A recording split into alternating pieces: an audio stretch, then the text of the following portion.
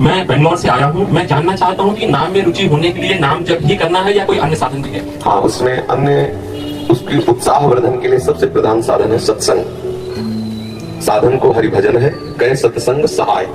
जैसे हमें किसी मार्ग में चलना होता है तो पहले मार्ग बताने वाला हमें चाहिए। जहां हमें चलना है हमें उसकी जानकारी के साथ हमें उत्साहवर्धन करने वाला चाहिए।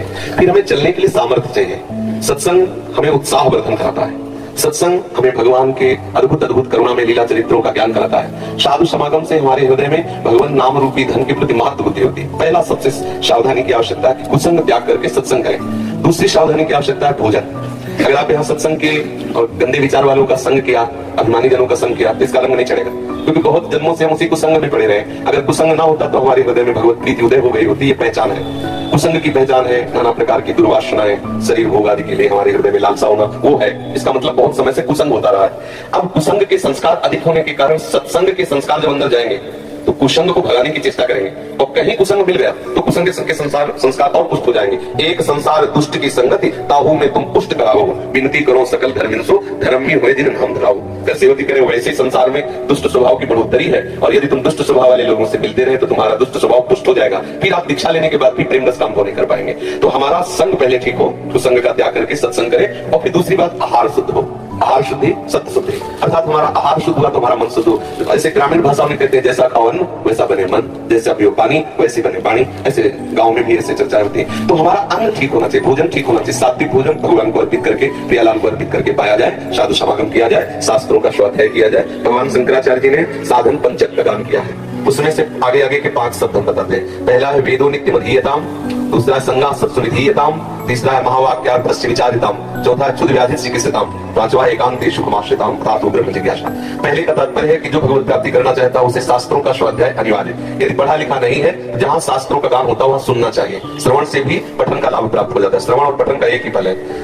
सही व्यक्ति है हरिवंश महाप्रभु ने कहा, श्रवण सुनत प्रापक रति राधा पदम सुकुमार। यदि हम प्रियालाल की चर्चा सुनते रहे, वाणी सुनते रहे, तो हमें प्रियालाल के चरणों में प्रेम हो जाए। वेदो नित्य मधीयताम, शास्त्रों का हम नित्य स्वाध्याय करें या श्रवण करें। संगा सत्सु विधीयता, हम संग करें तो महापुरुषों का संग करें, जिनके संग से हमारे अंदर के विकार मिट जाए, जिनके संग से प्रभु प्यारे लगने लगे, जिनके संग से हमें संसार के भोग के प्रति एक बुद्धि हो जाए, ऐसे संतों का हम संग करें। और महावाक्यार्थ विचारिता, जो महापुरुषों ने अनुभव किया है, वो जो वचन बोलते हैं, वैसे यहाँ महावाक्य का तात्पर्य तो अहम ब्रह्मास्मादि से है, लेकिन हम उसको इस रूप में लेते हैं कि जो संत महापुरुषों ने जीवन में अनुभव करके और वो शास्त्रों का सार वाक्य बोलते हैं, विचारिता वाक्यार्थ विचारिता, हम उनके वाक्यों के अर्थ का विचार करें। तो संत जब कहते हैं उस विचार में डूबे, उसे आचरण में उतारे। फिर बात कही क्षुद्र व्याधि चिकित्सिताम, क्षुधा रूपी व्याधि की चिकित्सा करें। देखो कैसी बात है, चिकित्सा औषधि रूप में होती है। भिक्षान्नम औषधम, यदि वैरागी है तो भिक्षापान, और गृहस्थी है तो सदधर्म से कमाए हुए धन के द्वारा भगवत अर्पित करके अतिथि साधु सेवा करके फिर अपने उदर का पोषण करें। एकांत सुखमास्यताम, अपनी दिनचर्या में कुछ ऐसा समय होना चाहिए एकांत में बैठ करके हम अपने आराध्य देव का बिल्कुल व्यवस्थित चित्त होकर के चिंतन करें। व्यवस्थित होकर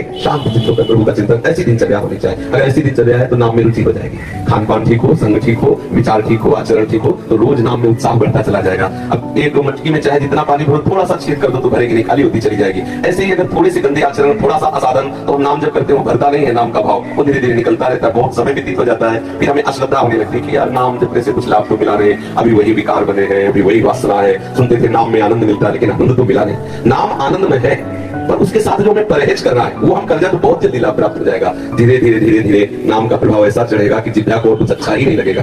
ये जो सतरस आदि व्यंजन है बिल्कुल अच्छा नहीं लगेगा। देखो जिसको सांप काटता है ना गाँव में, उसे नीम की पत्ती खवाई जाती है पहचान करने के लिए जहर चढ़ गया कि नहीं। पूछा जाता है कैसा लगा, उसने कहा कड़वी, तो बोले सांप जहरीला नहीं था क्योंकि जहर नहीं चढ़ा। और अगर उसने बोला कि नीम की पत्ती मीठी, तो बोले बस सांप का जहर चढ़ गया। संसार कैसा, तू खा ले, बोले नहीं मुझे सुखमय लग रहा, बोले जहर चढ़ गया।